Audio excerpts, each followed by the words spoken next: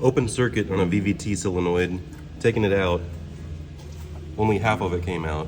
So now, you gotta get the rest of it out somehow. We can pull this part out. Now the rest of it's still seized in there. We're probably just gonna try a pick next. This is how it's supposed to come out. Let's see how seized the rest of it is.